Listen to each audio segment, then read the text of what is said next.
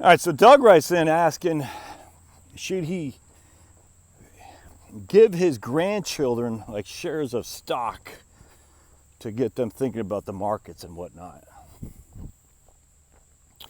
I know a lot of people do that. They buy their son or their daughter or their grandkid, one stock certificate of Disney, for instance, and they'll hang that up on the wall for the kid, and hopefully that'll get the kid thinking about investing. I don't do that. I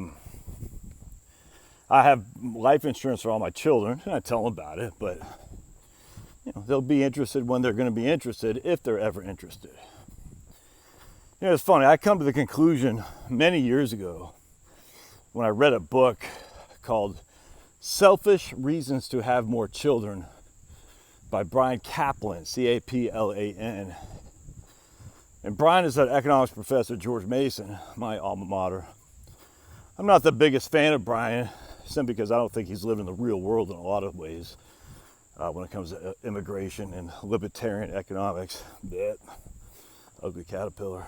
But in this case, I bought his argument hook on his sinker, and I still believe in it. Basically, his argument is you're born with this innate way to go about your life, essentially. Not like a Calvinistic approach, but more of saying, look, man, this is who you are, the way your DNA or whatever it is, RNA, the way you're structured. And as such, no matter what people do, it comes internal first, and that is going to lead you to be the person you're going to be later on. And he has all these studies about identical twins who are separated, and 35 years later, they're doing identical stuff. It's crazy. One after the other after another. And his whole point is, look, man, stop worrying about your children so much. Like, you got to be the best parent. You got to be a tiger mom. Just let it be. They'll figure it out themselves. And that's helped me immensely, because I just said, like, my wife gets really like, oh my goodness, this, that. And I'm like, they're going to be who they're going to be. They're going to find what they like. And that might not be what we like, but it's friggin' their lives, man. They do, essentially they can do what they want. Somebody, that's too much electronics, that's too much of this, too much that. I was reading the lady, Rose Wilder Lane, who's the daughter of Laura Ingalls Wilder, I think, right? Yeah. And Rose said her parents used to think she was reading too much. That was too much of a hermit when she read all the time. And she was, I don't know if that's good that you're reading so much. Now it's the same thing, electronics.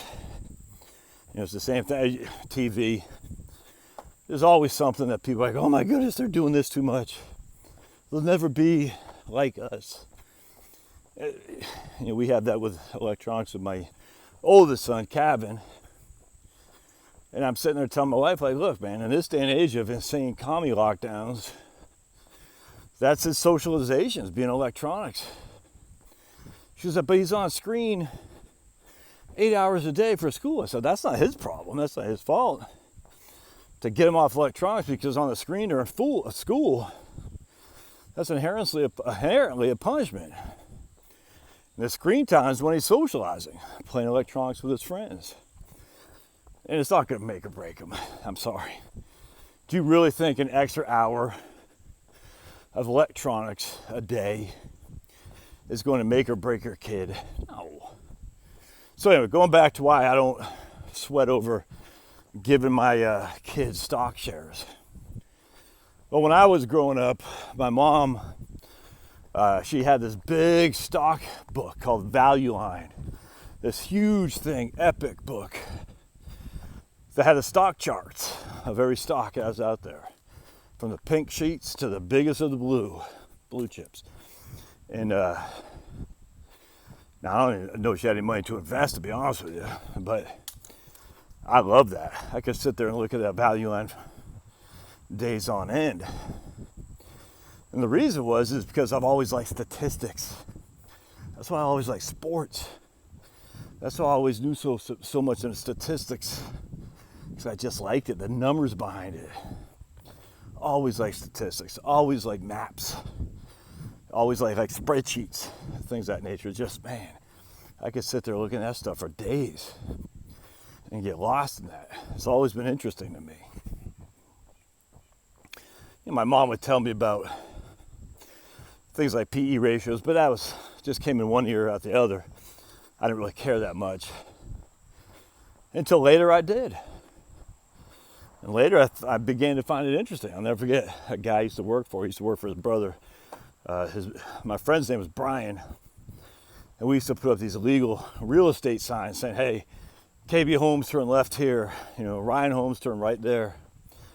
And his brother used to pay us pretty good money because what we were doing was not legal. And so, you know, anytime you're in the black market, you get paid more. And I asked his brother, I said, man, what are you going to do with all this money? This is 1992 or 1993. And he says, man, I'm going to put in some mutual funds. And I was 22, 23 back then. I was like, what the hell is that? And he explained it to me, and I didn't quite get it. But I said, that sounds interesting. So I picked up a Forbes or something like that. And I started looking through it. I said, all right, I got a couple extra $1,000. I'm going to buy a mutual fund. Hey, dears. Oh, hi. Look, you got some horns there. Can you see him? Look at that. Oh, there he goes. Hello, handsomes. Overgrown rats. You guys getting hungry because it's starting to get cold out now? You can see those guys, can't you? Yeah. Hello, everybody. It's your old buddy Josh hanging out. What's up, gorgeous? We got some horns on some of those guys. Hey. Oh, so cute. I love those. I love nature. Anyway. So I never forget, I found one called the American Century Gift Trust Fund. A whole bunch of deer over here too. You probably can't see them. Hello, everybody. Hello, dear.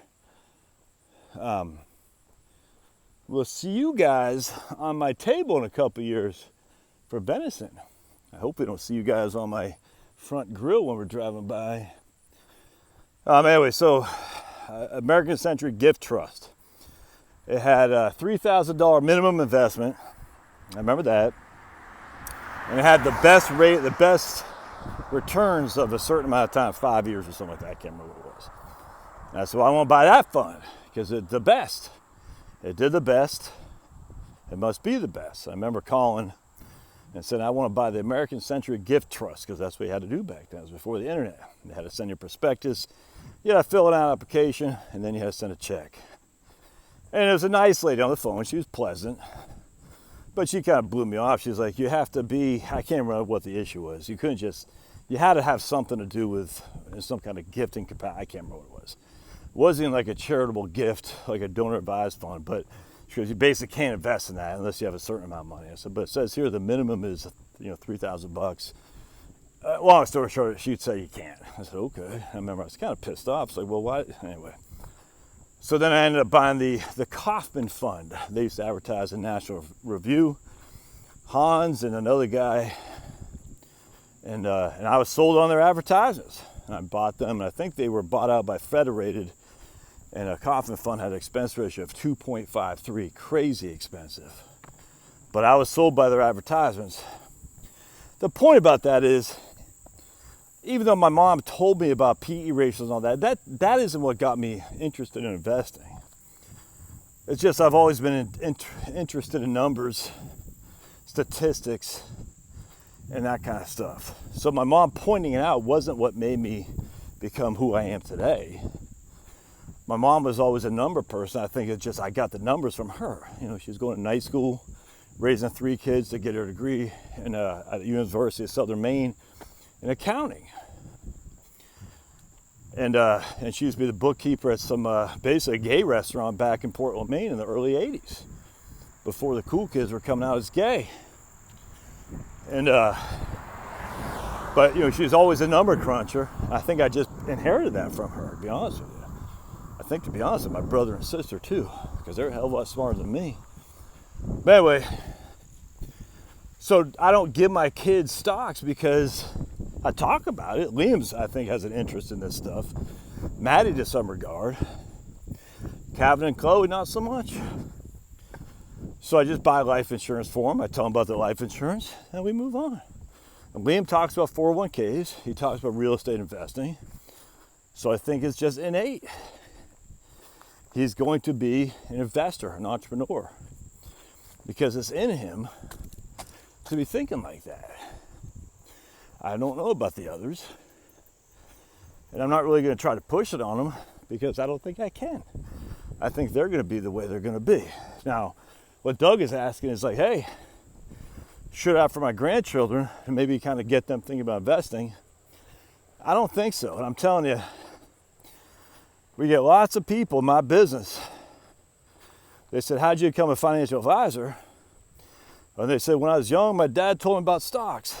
You know, the reason that sounds like it led them to become investors because their dad told them about stocks, I actually think is because it's passed down, generational. Like my mom with numbers, their dad with investing. And as such, they are investors too, if that makes sense. And so because of that, you got people, hey, how'd you get in the, the freaking mechanical engineer business? How'd you learn how to do this, build farmhouses? Well, my dad, and I kind of took to it of, well, how'd you learn how to be a lobsterman? Well, my dad, my mom. I just think there's something that passes down generational where it's innate in your brain, and it's comforting to go that route, if that makes sense. So I'm not against giving kids stocks. I just would say be careful of thinking that they're going to all of a sudden become the next Warren Buffett because you put a stock chart in front of them, and now they're like, hey, this is awesome. Might well be, but I don't actually put that pressure on myself as a dad. I think people are going to be who they're going to be. There's not much you can do differently. You can say, I want to encourage, I want to do this, but I don't think they're going to be any different in the overall picture of things, regardless of what you do on the off chance that, I'm going to buy some shares. Hope that makes sense. I know it's kind of long-winded, but just something to think about. All right, we'll see you.